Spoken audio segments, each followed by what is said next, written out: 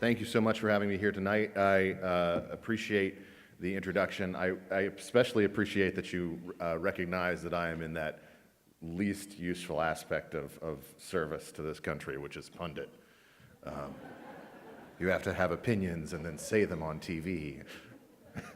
But while I do not have the claim to service that really anybody in either my family or the family that I've married into can claim, I can say this to you all tonight, which is that I think John would be very proud to have this award named after him, and particularly proud to have it be given to a man who has looked up to him so much, been alongside him so many times as a friend, Senator Johnny Isakson.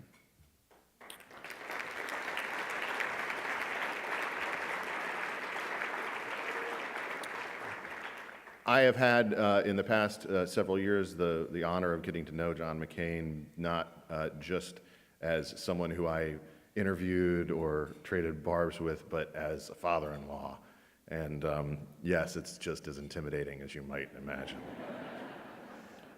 I have to say that John can be just as vociferous and just as insistent when it comes to the right way to cook ribs as he could be about anything that you disagreed with him about when it came to policy.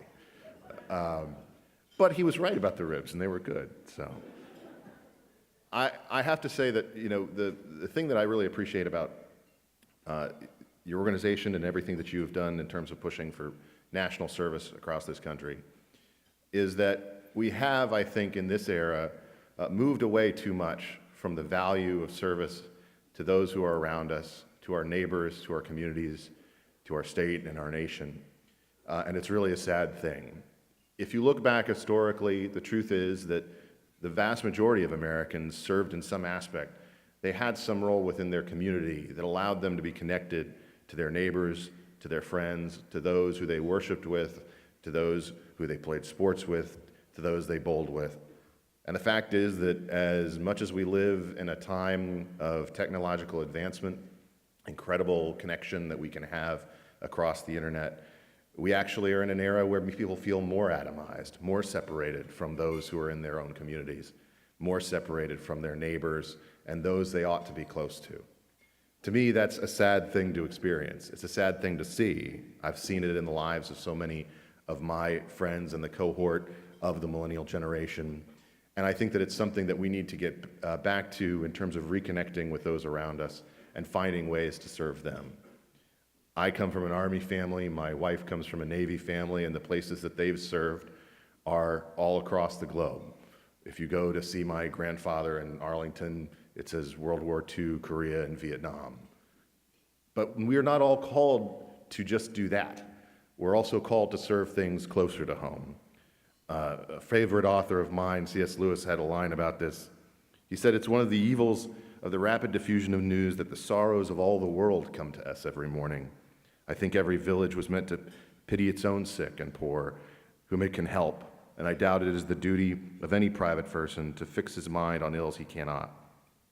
The fact is, it may be an escape from the works of charity that we can do to those we know. A great many people do now seem to think that the mere state of being worried is itself meritorious. I don't think it is. We must, if it so happens, give our lives for others, but while we're doing it, I think we're meant to enjoy our Lord, our friends, our food, our sleep, our jokes, the bird song, and the frosty sunrise. Look to those who are close to you. Look to your neighbors. Look to those you can help, and find a way to serve this country." And with that, I'd like to present something that will tell you a little bit more about why Senator Johnny Isakson deserves the first recipient of the John S. McCain Service to Country Award.